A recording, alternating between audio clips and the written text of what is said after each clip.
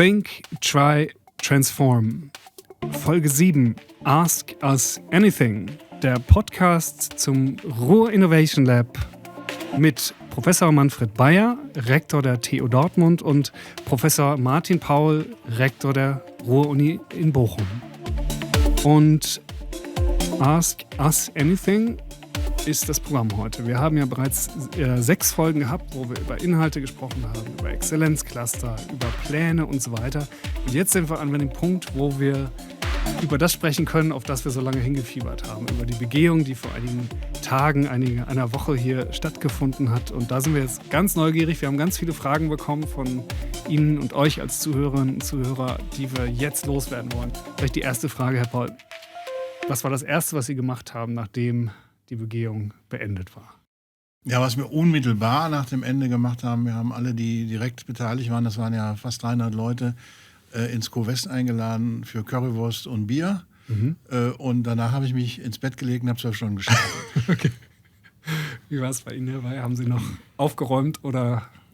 Ja, also bei mir war es so ähnlich. Aber ich muss gestehen, ich konnte nach der Begehung erstmal gar nicht schlafen, weil man irgendwie so vollgepumpt war mit Adrenalin, dass es 2 Nächte gedauert hat, bis man runterkam. Die ersten 2 Nächte ist man so alle 1-2 Stunden aufgewacht und hat sich dann wieder eine halbe Stunde in den Schlaf gekämpft. Und erst das letzte Wochenende, also das zweite nach der Begehung, war dann so, dass man so ein bisschen runtergekommen ist. Ja, manchmal fällt man ja in so ein Loch. War das bei Ihnen auch so, wenn so eine große Prüfung stattgefunden hat, dass danach erstmal so eine Leere stattfindet? Ja, natürlich, klar. Man muss hier erstmal, aber dieses Loch war relativ, es war tief, aber kurz, weil es ist natürlich in der Vorbereitung auf die Begehung so viel von der normalen Arbeit, die wir auch noch machen müssen als Rektoren, liegen geblieben, dass das also schon gleich wieder auf uns zugekommen ist.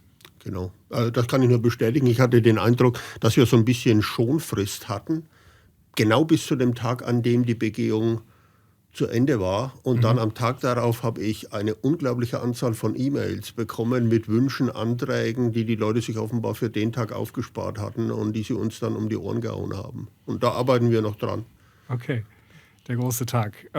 Oder die Tage, es waren ja mehrere. Ich habe mich so ein bisschen umgehört und was ich gehört habe, da bin ich jetzt gespannt, ob Sie das bestätigen, ist, dass es sehr gut gelaufen sein soll. Vielleicht können Sie uns mal so ein bisschen abholen. Was ist diese 2-3 Tage dann passiert? Einmal in Bochum, dann natürlich in Dortmund auch.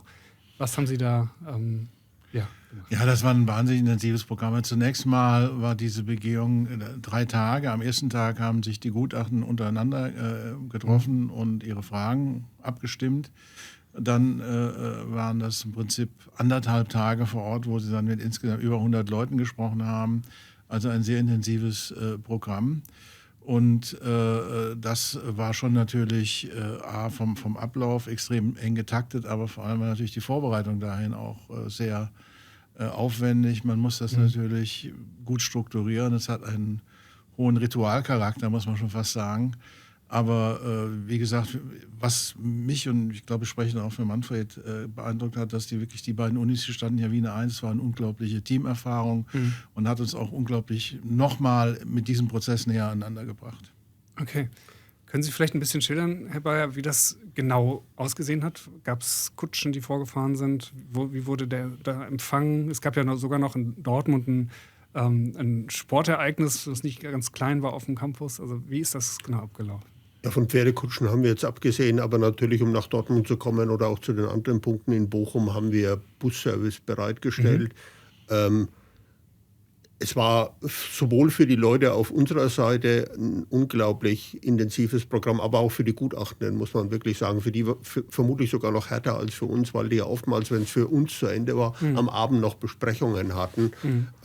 Und ich glaube, was man sagen kann, natürlich liegt die Entscheidung bei den Gutachtenden oder im Herbst dann eben bei anderen Leuten. Aber ich glaube, wir können sagen, dass wir vor dem Hintergrund, dass unsere Leute wirklich toll performt haben, wofür wir wirklich unendlich dankbar sind, dass wir jetzt erstmal 4 Monate, es sind ja heute genau 4 Monate, 2. Juni, 2. Oktober erfahren wir, wie es ausgeht, können wir, glaube ich, dem Ganzen jetzt erstmal entspannt entgegensehen, weil uns, glaube ich, kein großer Lapsus in irgendeiner der einzelnen Sitzungen passiert ist.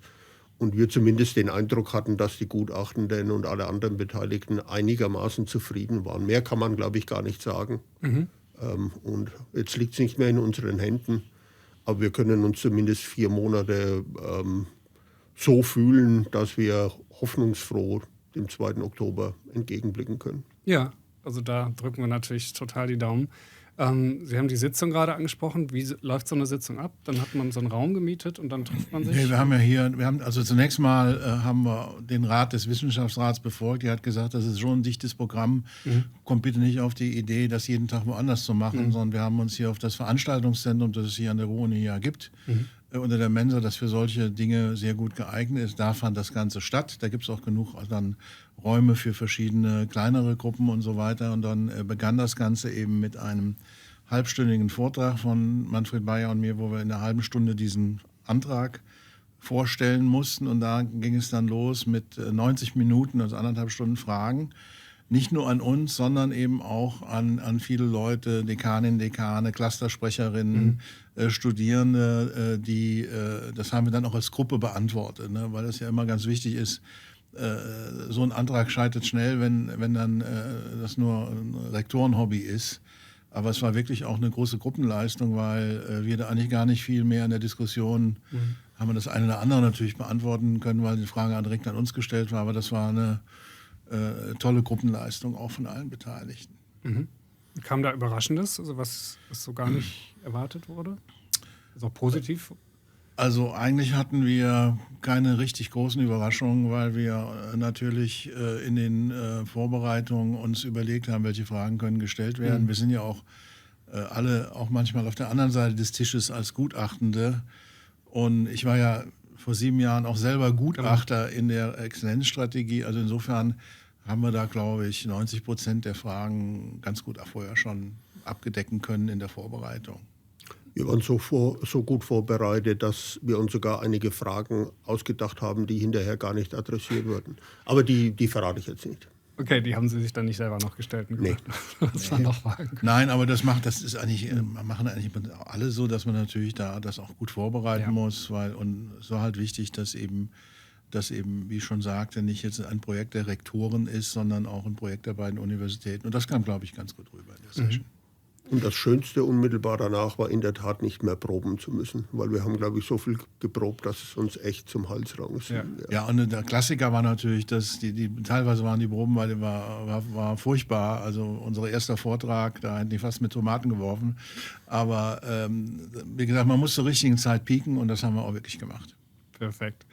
Jetzt sind wir natürlich sehr, sehr gespannt, weil wir uns ja im November hier schon getroffen hatten und über den Plan, über die Grundidee, über alles, was sich da so anbahnt, so noch sehr nebulös gesprochen haben.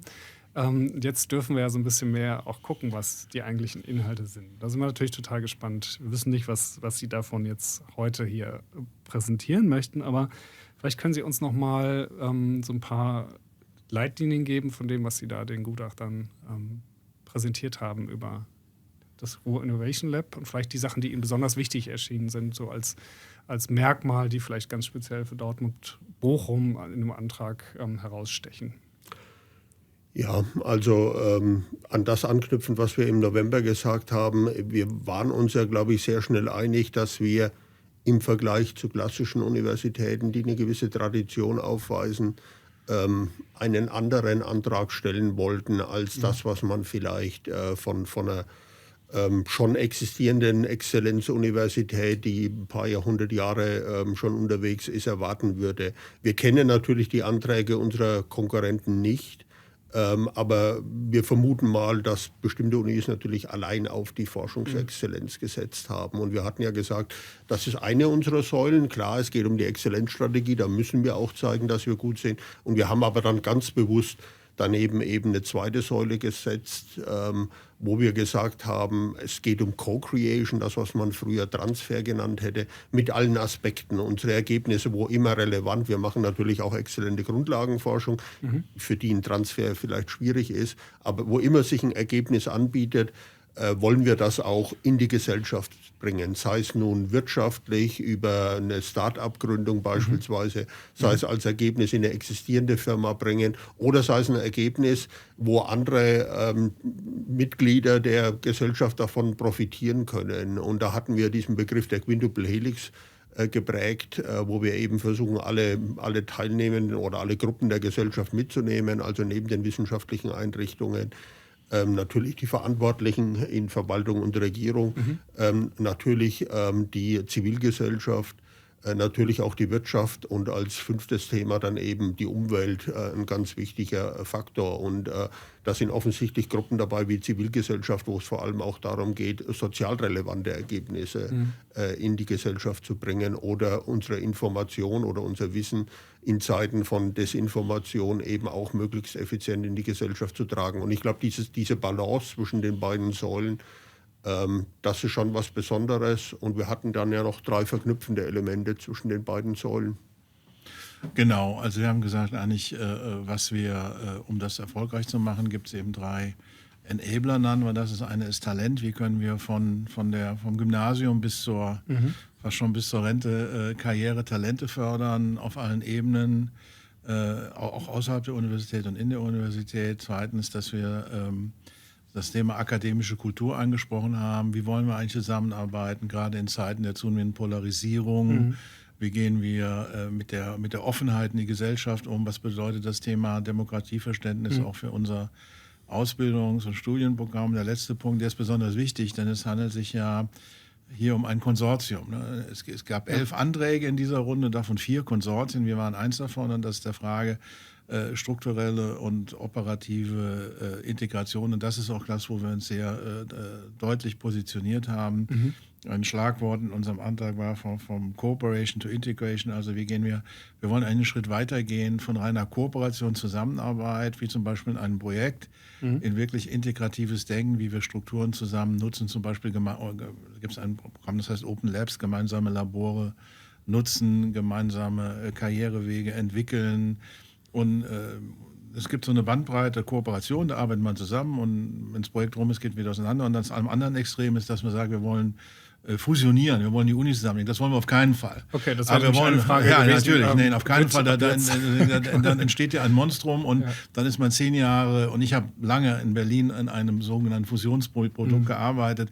Da ist man 10 Jahre nur damit beschäftigt, dass man irgendwelche Strukturen und Gremien und sonst macht, sondern wir wollen einfach inhaltlich integrieren, inhaltlich die Strategien aufeinander abstimmen, zum Beispiel auch unsere Berufungsprogramme zusammendenken. Das ist das, was wir machen, und da haben wir uns eigentlich sehr deutlich positioniert. Spannend. Waren Vertreter der Zivilgesellschaft und der Wirtschaft auch dabei bei der Begehung? Wurden die sozusagen Also wir hatten vor allem auch für den ersten Vortrag, das war ja eigentlich die einzige Veranstaltung, die wirklich offen war, hatten wir entsprechende Vertreter eingeladen, Oberbürgermeister, den Chef des Regionalverbands Ruhr hier, Gerald Dün, den Vorsitzenden des Initiativkreises Ruhr, Guido Kerkhoff. Und die kamen auch alle und haben sich auch aktiv eingebracht und uns unterstützt, wofür wir natürlich auch dankbar sind. Ja, und es gab auch am ersten Tag eine extra Session für externe Kooperationspartner, sowohl regional, national, auch international. Da haben auch sind die auch befragt worden. Übrigens, ganz interessant, wir durften als Rektoren nur bei der ersten Session, also dieser Vortrag und Diskussion, und bei der allerletzten, die auch eine besondere war, nämlich in Gegenwart von der Ministerin für Wissenschaft und Kultur und dem Ministerpräsidenten von NRW. Das waren die einzigen, wo wir eigentlich dabei sein durften, sonst mussten wir vor der Tür bleiben. Insofern wurden dann natürlich all die Leute befragt nach dem Motto, wir sind ja unter uns, was sie da erzählt haben, stimmt alles nicht. Aber was wir gehört haben, dass die da auch sehr unterstützend waren. Der Konsistenzcheck hat funktioniert. Also Vorsagen ging nicht. Nein. Und auch nicht durchs Fenster gucken oder an der Tür kratzen, das ging alles nicht. Ne? Und wir haben uns auch, wir haben uns da in einen extra Raum zurückgezogen und haben uns dann ab und zu mal, wenn so eine Sitzung vorbei war, kam jemand vorbei und hat ein bisschen erzählt, wie es war. Aber wir konnten das keinesfalls beeinflussen.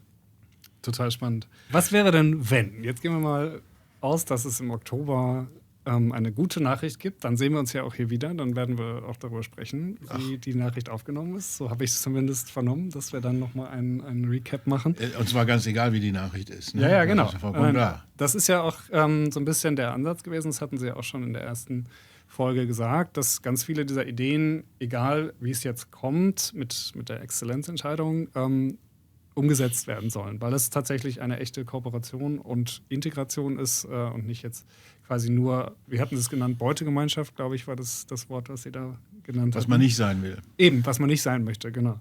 Aber wie werden die Maßnahmen umgesetzt? Was passiert jetzt quasi sichtbar und erkennbar in absehbarer Zeit für Studierende, für Mitarbeitende, für die Cluster, für die Region? Vielleicht können Sie uns da mal so ein paar Stichworte geben. Sie hatten ja gesagt, fusioniert wird nicht, das können wir schon mal ausschließen. Es gibt auch keine doppelten Abschlüsse, dass man sich 2 Zeugnisse ins Buch legen kann, sondern wie profitiert zunächst mal die Erforschung vielleicht, fangen wir damit an, von diesen Plänen und den Strategien?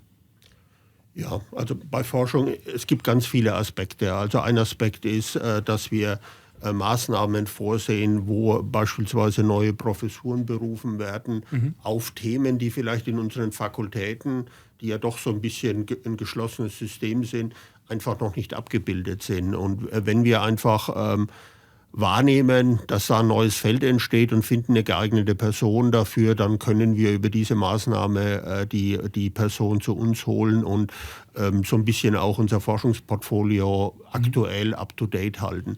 Andere Maßnahmen betreffen zum Beispiel offene Labore.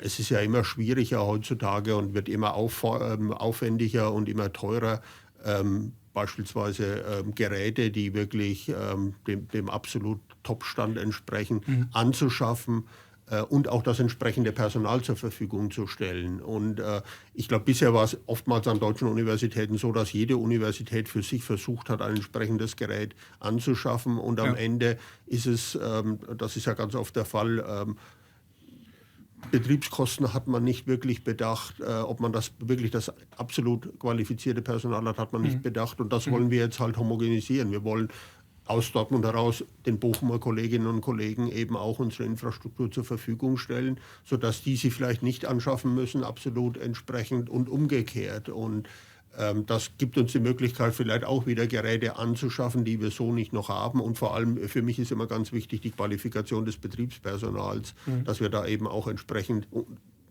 gutes Personal haben, um die besten Ergebnisse rauszuholen. Also das sind so 2 Beispiele für Maßnahmen, mit denen wir, glaube ich, die Forschung voranbringen können und weiterentwickeln können. Ja.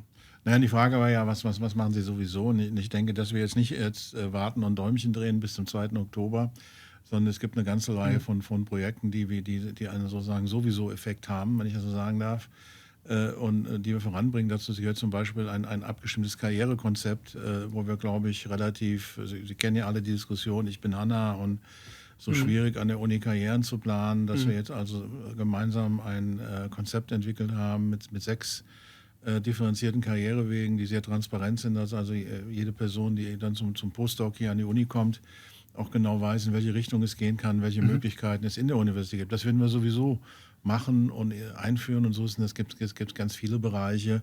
Wir werden auch sicherlich Dinge, die wir Studierenden anbieten, stärker aufeinander abstimmen. Wir haben ja jetzt das wäre nämlich die nächste Frage direkt. Genau. Wir haben zum Beispiel im Rahmen und auch unsere internationalen Netzwerke, die wir zusammenfügen werden, dann neue Möglichkeiten für Auslandsaufenthalte, auch im Bereich gerade Entrepreneurship, Co-Creation, dass wir auch Studierenden die Möglichkeit geben, frühzeitig auch sich zu interessieren für Unternehmerschaft und Bereiche. Also das sind Dinge, wir haben jetzt einfach so viel voneinander gelernt und so viele Möglichkeiten, die sich erübrigen, die man auch jetzt ohne diese zusätzlichen Mittel einführen kann. Natürlich im kleineren Rahmen und vielleicht nicht so schnell, aber die machen wir eben, wie ich schon sagte, sowieso. Ne? Und das betrifft eben alle sogenannten Statusgruppen, die soll die ganzen Universitäten, die beiden sollen da auch was von haben und werden das auch spüren. Und die Studierenden? Also wir haben jetzt ein paar Beispiele gehört, dass Sie... Ja, das eine war das breitere Lehrangebot, aber es gibt zum Beispiel auch eine ganz dezidierte Maßnahme, die wir Student Future Lab nehmen, wo wir Studierenden bei entsprechendem Interesse eben anbieten, auch in interdisziplinären Teams möglichst früh mit der Forschung zu beginnen, unabhängig und natürlich die Möglichkeiten unserer Arbeitsgruppen und die Infrastruktur der Universitäten nutzend. Also das ist etwa auch eine Maßnahme, wo man die Kreativität der Studierenden eben fördern kann und wirklich nutzen kann, zu ihrem eigenen Vorteil. Ja, und dann neben der Forschung natürlich auch Innovationen in der Lehre. Wir haben einen wesentlichen Aspekt in diesem Antrag, Und das ist auch und fällt unter die Rubrik sowieso, Ja. das Thema künstliche Intelligenz in der Lehre, wo wir uns also sehr intensiv darum bemühen, wie können wir diese Prozesse als Tools sinnvoll in den Lehr- und Lernprozess einbauen. Da sind wir auch aufgrund der Expertise, die wir an beiden Universitäten haben, sicher zusammen mit 1, 2 anderen Standorten in NRW führend und werden da sicher uns auch mit neuen innovativen Lehr- und Lernprogrammen beschäftigen, die den Studierenden zugutekommen. Und das auch, wie gesagt, ganz unabhängig von dem, was am 2. Oktober passiert. Aber gesetzt den Fall, dass wir jetzt diese gute Nachricht bekommen, wie wird sich das auch jetzt auf die Region auswirken? Wir haben ja das Beispiel gehabt, dass die Bürgermeister oder Oberbürgermeister wahrscheinlich sehr interessiert sind, weil beide Städte, das weiß ich, sind sehr interessiert auch an Internationalisierungsstrategien, beispielsweise versuchen auch die Wirtschaftsförderung internationaler besser zu vernetzen. Also was passiert jetzt in dem Fall auch für die Region unmittelbar? Wie wirkt sich das aus? Ja, also entscheidend ist natürlich auch die Reputation, die dadurch bestätigt wird. Nicht? Wir sind ja als Universitäten eigentlich, darf man durchaus sagen, durchaus schon jetzt in einem Exzellenzbereich, wenn man sich Forschung, Leistung und andere Parameter anguckt. Und man hat aber trotzdem den Eindruck, dass das Bochum und Dortmund und das Ruhrgebiet halt nicht in der Öffentlichkeit nicht im gleichen Zusammenhang oder im gleichen Anzug genannt wird wie die Universitäten in Berlin oder München und Heidelberg. Also insofern, wenn wir erfolgreich sind, erwarten wir hier einen großen Schub der Anerkennung, nicht nur für die Universitäten, sondern auch für das Ruhrgebiet insgesamt, für die Region. Das ist euch, glaube ich, sehr wichtig. Nochmal zur Perspektive, es geht hier natürlich auch um finanzielle Förderung, das ist etwa maximal 28 Millionen pro Jahr, gibt aber, die Finanzlage ist ja gerade nicht so rosig, wird wahrscheinlich gekürzt werden. Und das vor dem Hintergrund, wenn wir unsere beiden Grundbudgets zusammenfassen, das ist 1 Milliarde, über 1 Milliarde.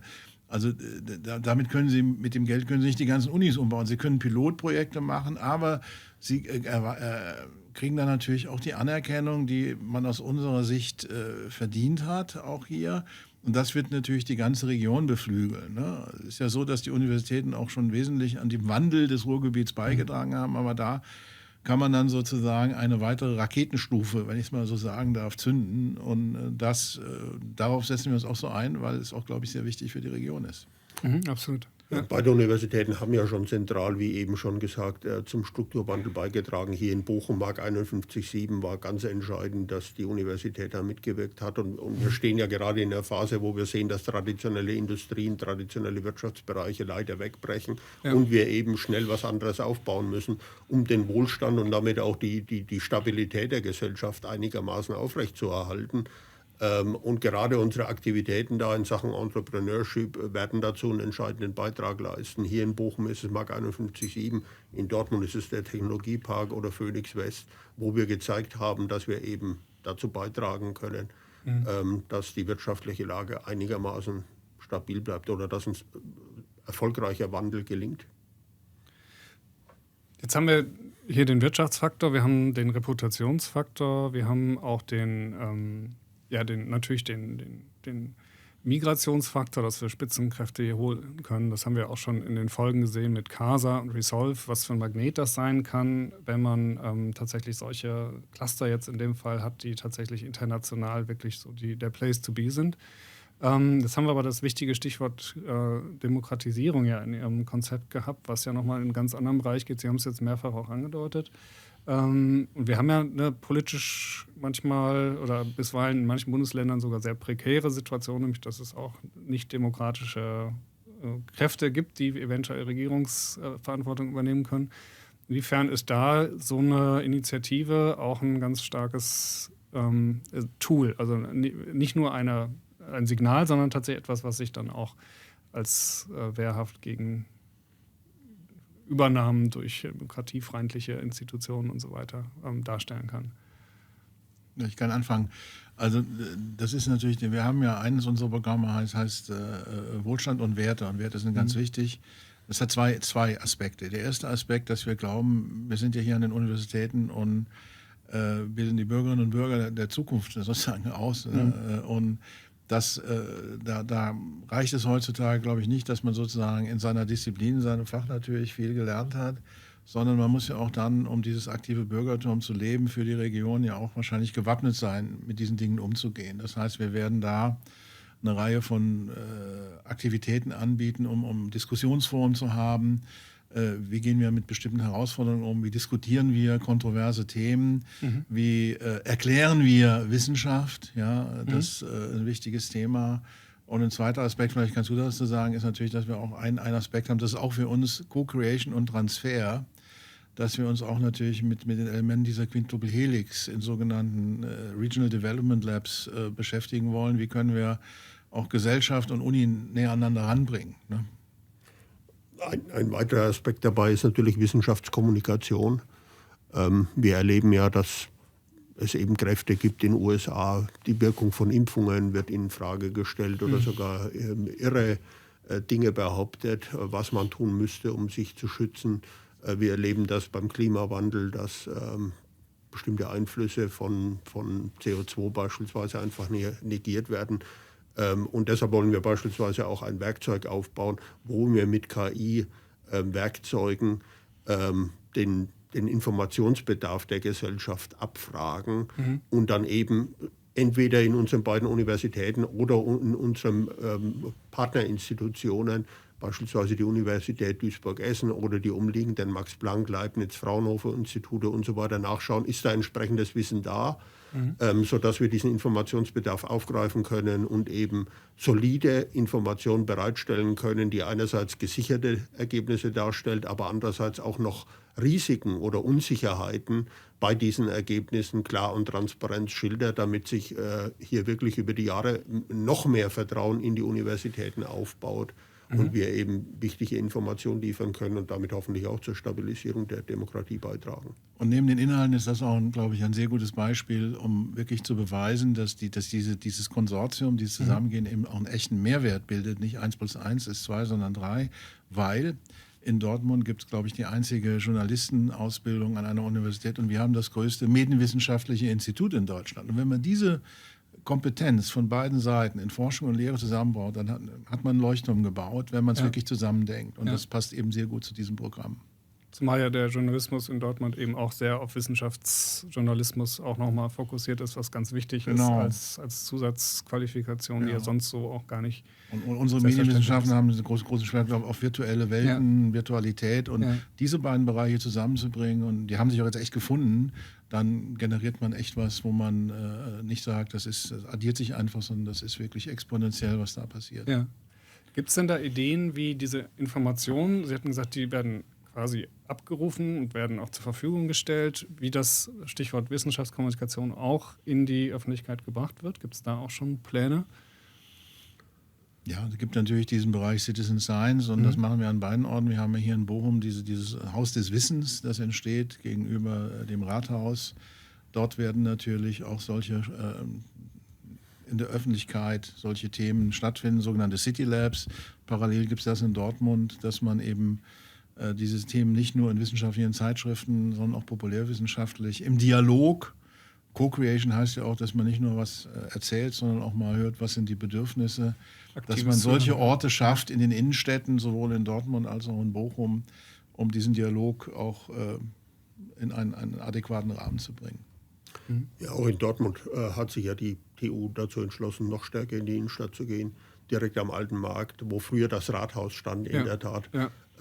Da ist jetzt das Hansa-Karree und witzigerweise wird es sogar so sein, dass wir vermutlich am 2. Oktober, also am Tag, an dem die Entscheidung kommt, auch dieses Gebäude schon mal weitgehend aufmachen können. Okay. Und da ist eben auch der Plan, neben studentischen Arbeitsplätzen Vorträge für die Öffentlichkeit anzubieten, Ausstellungen anzubieten über neue Themen, Umgang mit KI beispielsweise, spannend. Richtiger Umgang mit KI, damit wir das eben in die Gesellschaft bringen. Und daneben, wo es eben die Journalisten in Dortmund gibt, die hatten ja schon seit vielen Jahren erfolgreiche Formate, wie zum Beispiel den Mediendoktor, wo man sich verlässliche Informationen in allen möglichen Bereichen abholen kann und die auch intensiv genutzt werden. Aber das kann man sicher noch ausbauen, wenn man eben wieder das Potenzial der beiden Einrichtungen nutzt. Okay, da sind wir 1 plus 1 gleich 4. Ich erhöhe um 1. Ja, genau. Also. Und Duisburg-Essen kommt ja dann auch wieder hinzu, auch als Partner. Da haben wir sozusagen noch eine weitere Säule. Ja klar, ne? Wir haben ja ganz klar gesagt, die Zusammenarbeit mit Duisburg-Essen, die geht weiter in der Universitätsallianz Ruhr, die ja auch über dauerhaft finanziert wird durch eine großzügige Unterstützung des Landes. Das war nämlich auch noch eine Frage. Das geht einfach weiter. Das die langfristigen großen Projekte. Aber wir haben gesagt, wir brauchen ein weiteres Instrument, eben dieses Labor, um neue Dinge zu probieren, experimentieren, zu evaluieren. Und wenn die erfolgreich sind, dann werden wir uns natürlich auch gleich in der Universitätsallianz darüber unterhalten. Können wir das vielleicht in der ganzen Breite ausrollen, was wir bisher auch schon gemacht haben. Und im Übrigen ist es eigentlich auch keine Neuheit, dass jetzt nur 2 von den 3 hier zusammenarbeiten. Da haben wir ganz klare Absprachen, dass wir manchmal zu dritt Dinge machen, manchmal zu zweit. Es gibt auch Bereiche, die einer von uns mit Duisburg-Essen macht. Also insofern ist dieses Labor einfach ein zusätzliches Instrument, das jetzt in der Phase erstmal aus antragstechnischen Gründen von uns betrieben wird, aber natürlich auch immer mit einer offenen Tür in die gesamte Allianz. Mhm. Sie hatten angedeutet, dass Sie beim Proben zur Begehung Fragen hatten, die gar nicht gestellt wurden. Also es gab sogar mehr Fragen, als die Sie vorbereitet haben, als die dann letztendlich von den Gutachterinnen und Gutachtern gestellt wurden. Welche Frage wurde heute nicht gestellt, wo Sie sagen, die hätten Sie sich gegenseitig doch gerne noch beantwortet? Was haben wir noch übersehen oder was wäre jetzt noch spannend? Eine Frage, die nicht kam, wann wir in Rente gehen. Da hatten wir uns darauf vorbereitet. Ne? Jetzt ist ja auch noch Kreativität gefragt. Ne? Ich habe jetzt auch so verstanden, dass Sie ja auch in der Advanced School dann auch nach der Rente noch weiter auch. Das haben wir natürlich auch, na klar. Also, davon weiß ich noch nichts. Aber ganz grundsätzlich ist es natürlich so, dass die Projekte so aufgesetzt sind. Das war übrigens auch eine Frage, die kam und die wir auch gut beantworten können. Wie gehen Sie denn mit Konflikten um? Und da konnten wir eben, und das ist eben der große Vorteil in Ruhr, da konnten wir sagen, seit 20 Jahren arbeiten wir hier zusammen mit unterschiedlichen Rektoraten und trotzdem ist diese Allianz immer weitergegangen. Also das war ein wichtiges Argument, dass wir eben die Stärke einer Allianz hatten, die es seit quasi fast 20 Jahren gibt. Ja. Also in der Tat wurde die Frage uns gestellt und mich hat sie ehrlich gesagt zunächst mal so ein bisschen...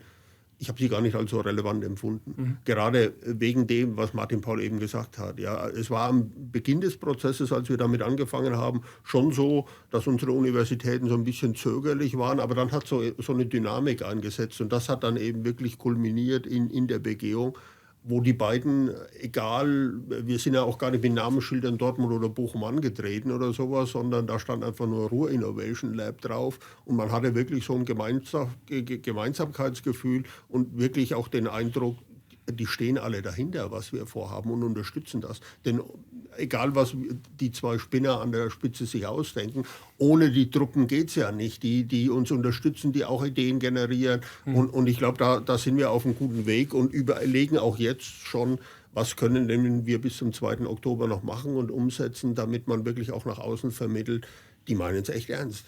Okay, also wir sehen, Sie haben den Schreibtisch noch nicht aufgeräumt, alle Unterlagen zur Begehung und zur Initiative weggepackt und gesagt, die Arbeit ist getan, sondern jetzt geht es tatsächlich. Nein, es geht jetzt. Und vor allem, wie gesagt, wie ich schon sagte, wir werden auch noch mal jetzt zwischen jetzt und Oktober noch mal eine große Veranstaltung machen, auch in der Region zum Thema IT-Sicherheit, künstliche Intelligenz, wo wir auch breit einladen werden und auch mit diesem Label Ruhr Innovation Lab auch weiter auftreten werden. Ne?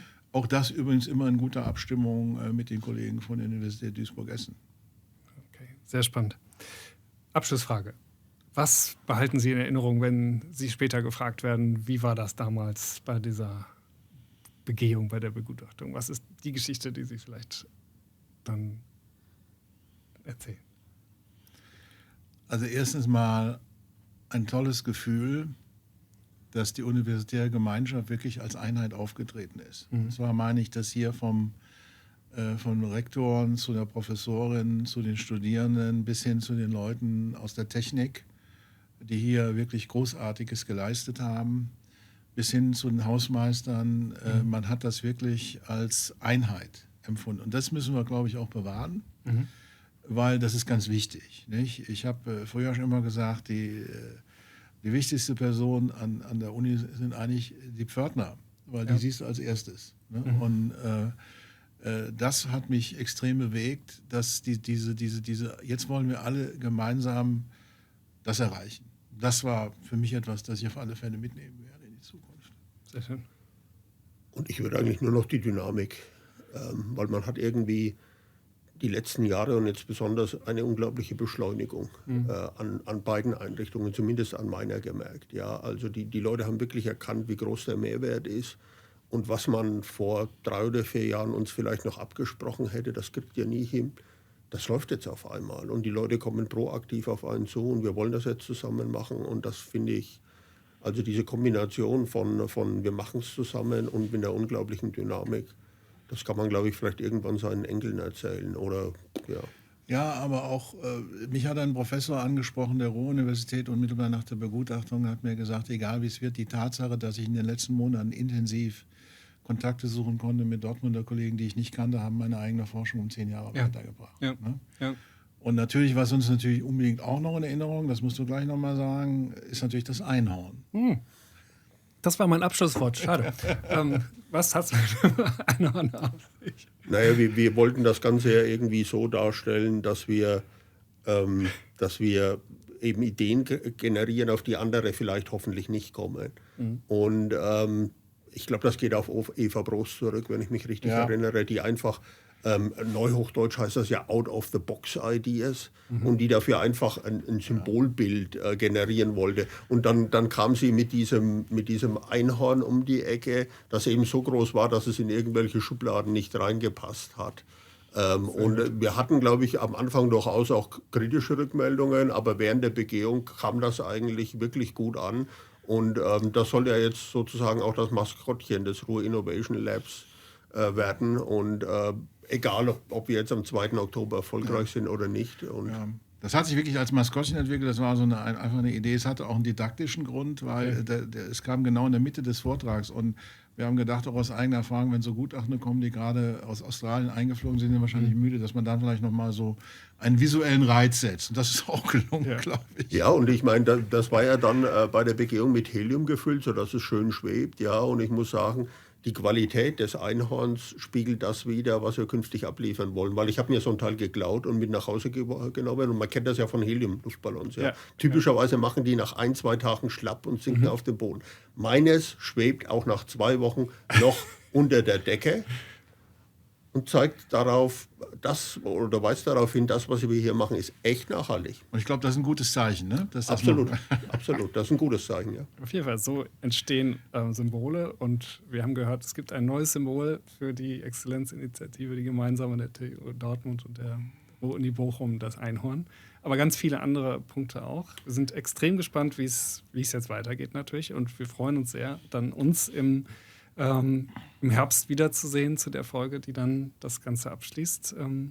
Vielen, vielen Dank, Herr Bayer, vielen Dank, Herr Paul, dass Sie hier waren. Gerne, der Name für das Einhorn steht auch schon. Ach, den gibt's schon. Der Bochumer Kollege generiert. Ruhr Innovation Lab Unicorn, kurz RILU. RILU. Also jetzt hast du es verraten, wir müssen noch patentieren lassen. Okay. Machen wir heute Mittag.